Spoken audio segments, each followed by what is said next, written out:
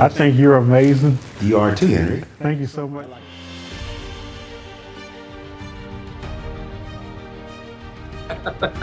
Well, Perry, you are awesome. Thank you, brother. Thank you, and I appreciate you, what you're doing too, buddy. Well, thank you. Because if you allow the world to define you, if you allow friends to define you, if you allow your spouse to define you, or anybody to define you outside of how God sees you, that does open the door to rejection. God bless you, and I hope y'all have an amazing day. Thank you, Brother Henry. Thank you. God bless you too. Thank you for having us. Welcome to the Brother Henry and You Show. I am your host, Henry Harris. Thank you so much for tuning in to today's program. We have an amazing show for you today. Today, our special guest is Ashe Van Steenwyk. They is an executive director of the Center of Prophetic Imaginations. She is a spiritual director, author, activist, consultant, and speaker, and so much more. Ashe, thank you so much for being on the show today. Thanks for having me.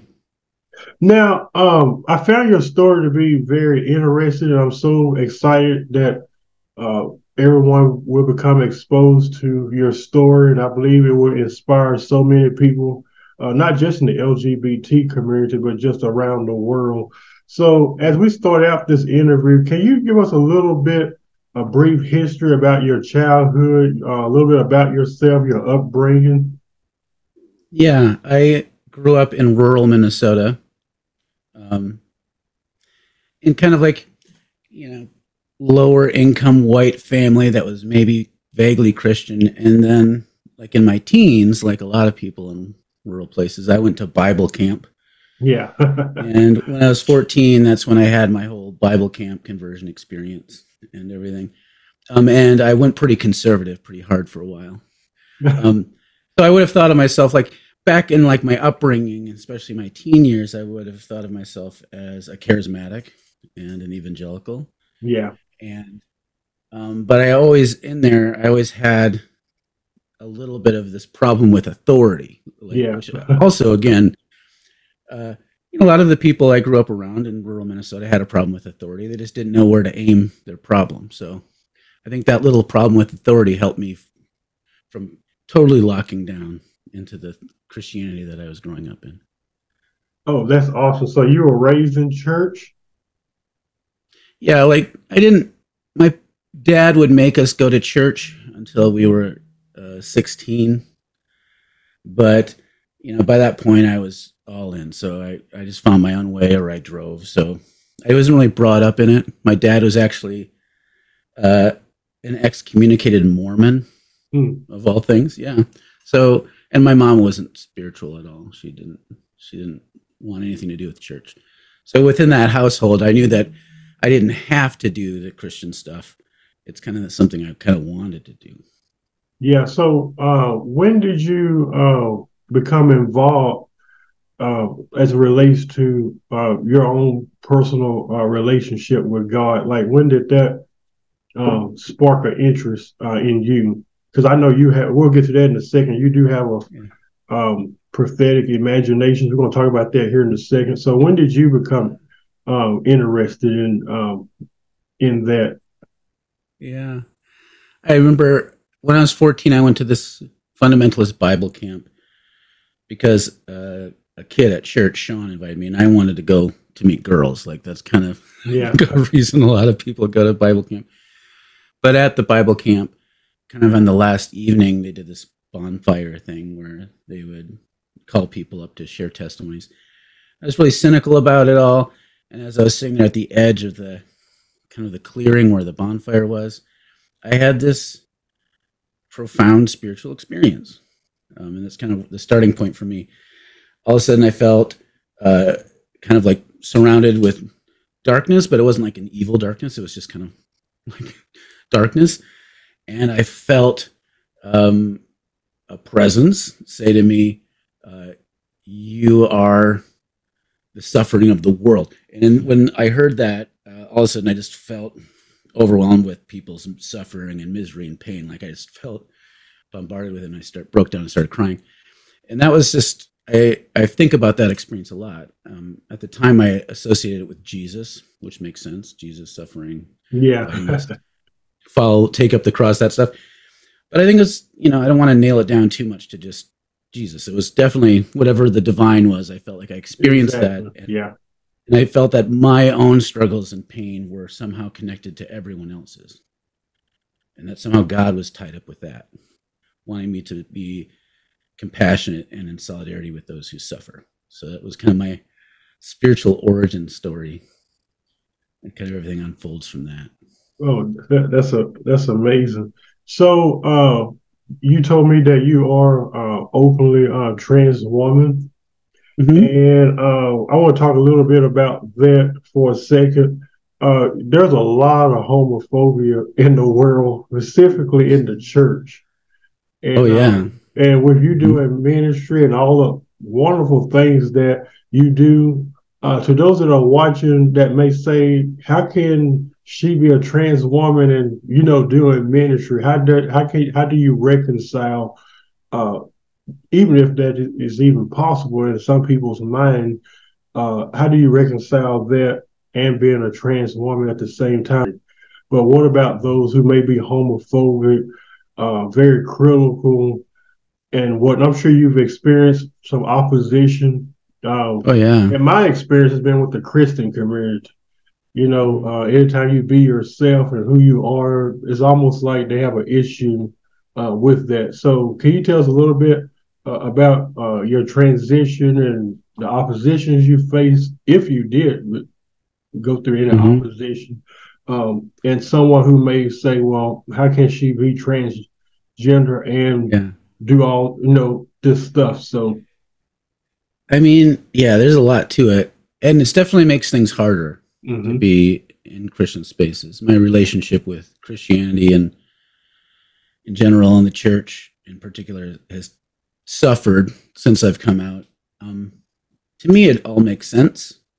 Like in kind of the precipitating event, like there's this idea that people have that if you're trans, you always knew it and you're keeping it from people. But mm-hmm, the truth is, a lot of people are unaware. I was unaware. I just felt what I like to call like a pathological sense of wrongness. I felt like there was something wrong with me and I didn't know what it was until one day I did. And it came up because I was taking a liberation theology class at the seminary where I'm doing my doctoral research.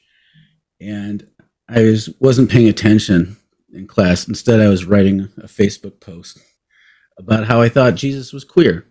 yeah, Like by definition, and I laid it out. I've written a little bit about this, but but it's incidental. Like the reaction to me writing that was so strong that I got so angry, but I realized my anger wasn't coming from a place of solidarity with my trans friends. I felt like there was something personal for me in it, and I realized, oh no, I'm trans. And the reason I thought, oh no, is because I know it's not easy. Like especially in our society now, there's a big backlash. But I thought, I've been doing this sort of progressive, radical Christian stuff for a while.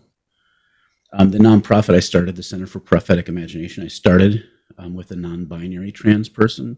So I thought, I'll get a few haters, but everything will be okay. mm-hmm, My experience was that I got a lot of attack on social media from people who followed me more casually.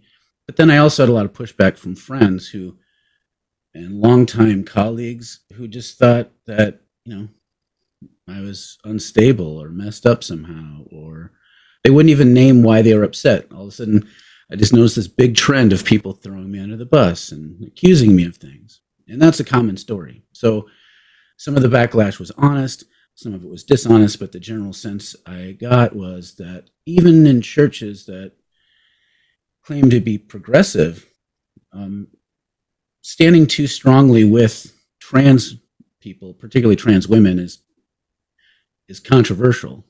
Like you're going to lose donors if you take too big of a stand on it. And so I felt like just churches either like disconnected from me or my relationships were just dropped. speaking invitations dried up, Yeah. all that kind of stuff. And so it's been painful because to me, my experience of being trans has made me feel more deeply spiritual and more committed to the things that I've been committed to for a while. But the reaction was so gross that it makes it hard for me to think, is it even possible for me to be doing ministry as a trans woman with my own views and understanding of God being gracious and hospitable and the gifts that people who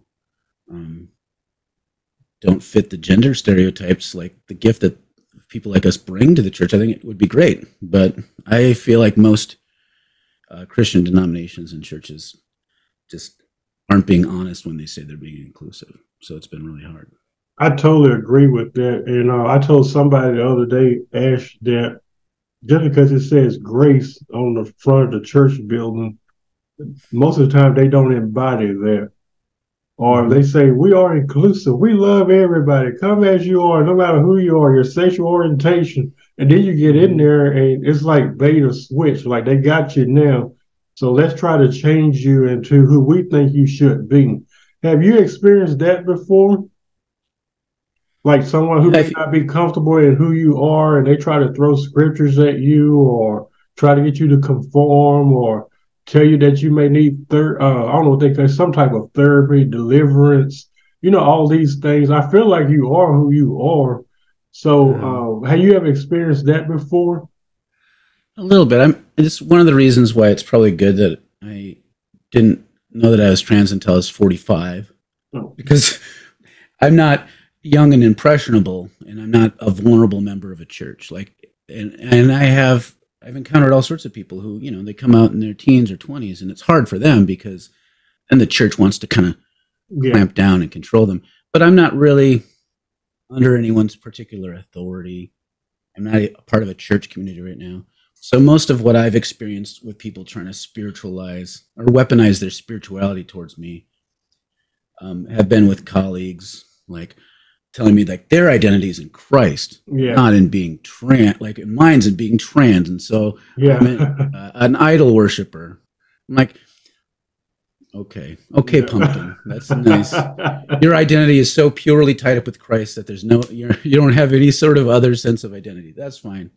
You're lying to me, but that's okay. Like that's kind of been the response I've gotten. Well, I think you are amazing just the way you are. Thank you. And I wanted to talk about prophetic imaginations. What's the vision to that? Yeah, the kind of what we're going for is, if you look at Jesus and the Hebrew prophets, and then people since then, who have kind of tapped into this sort of posture in the world where they are deeply committed to liberation, like social justice in a big way. Maybe some of them are even revolutionaries, but who anchor themselves in a deep sense of spirituality. To me, that's kind of a prophetic posture. And so we realize that, people go to seminary to learn how to be pastors and stuff. And there's all sorts of you go to church and you listen to sermons. There's Sunday school. There's not a lot of stuff like for formation for people to become more prophetic. Like churches avoid that because if you encourage people to be too prophetic, they'll start noticing oppression in the church. So we wanted to cultivate different resources that kind of help people. So for us, sometimes that's meant kind of us moving more into activistic spaces and being in solidarity that way. Sometimes it has more to do with cultivating spiritual practices for folks, but we're always trying to bring those together. The big thing we do right now is we have a 2-year program in spiritual direction and social transformation that people join up. It's a 2-year cohort, and we're just trying to bring in this idea of paying attention to spirituality and what the Spirit's doing, but also recognizing that should be a political act that should challenge our assumptions and conventions. Because, if you look through the Christian Bible, anytime the Spirit is named, something's about to be subverted or flipped over. So there's something very subversive and revolutionary about God's presence. And if there isn't, Maybe it's not. Maybe we're snowing ourselves and we're just idolizing the status quo. Yeah. And being authoritarian about it. Yeah. Thank you for answering that question. And my last question is, what's your message to someone that's watching right now who may feel that they're not loved, maybe they're judged, maybe they need some reassurance, they don't feel affirmed, that affirmation. What benefits can one receive by authentically just living out their life and being themselves in the absence of what everybody else says or what everybody else thinks? I know it's taking a huge risk. I know it's taking a huge risk, but is it worth it? Or was it worth it to you? It was to me, and it's painful. And when you kind of put yourself out there and become a target to people, it's not a safe and easy thing. But for me, it's worth it because there's it's a double whammy, right? So you have all these voices out there, like the cops in the streets and the deacons at the church and like all the public, the people in news who are all saying things. And if you're like a trans person or just a regular straight person, there's all these messages out there that kind of try to tell you that you suck somehow. Mm-hmm. But at the same time, you have those same thoughts inside your own head. Like those things live inside you rent free. And so people feel alienated and cut off, and they don't know how to really feel connected and fully alive. And so for me, coming out as trans was an act of resistance, not only to the people out there, but to myself and the stories I tell myself about how much I suck. So it was a way for me to say, this is true about me, and I'm going to live my life. And I'm going to live more deeply into the things that matter the most to me, the things I long for the most deeply. I'm going to move towards people and feel more connected and try to have a good relationship with creation and the spirit and all that stuff. And you can't really do that unless you're fully showing up as yourself.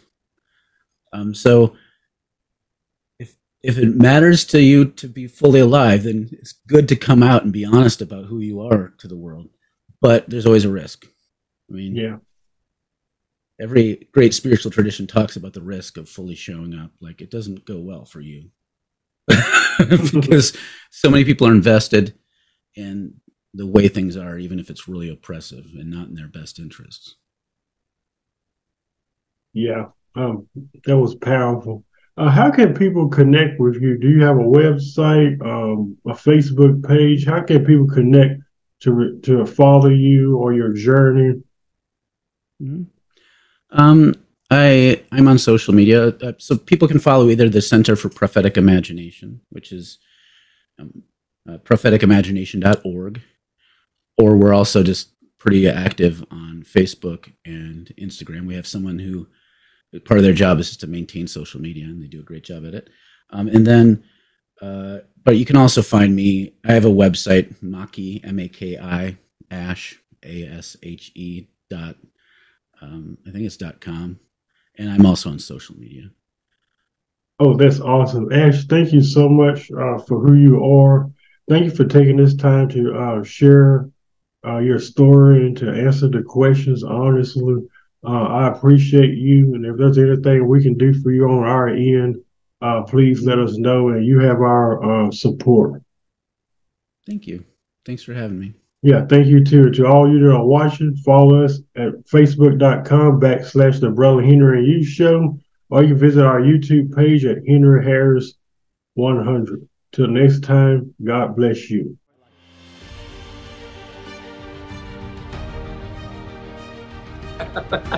Well, Perry, you are awesome. Thank you, brother. Thank you, and I appreciate what you're doing too, buddy. Well, thank you. Because if you allow the world to define you, if you allow friends to define you, if you allow your spouse to define you or anybody to define you outside of how God sees you, that does open the door to rejection. God bless you. I hope y'all have an amazing day. Thank you, Brother Henry. Thank you. God bless you too. Thank you for having me.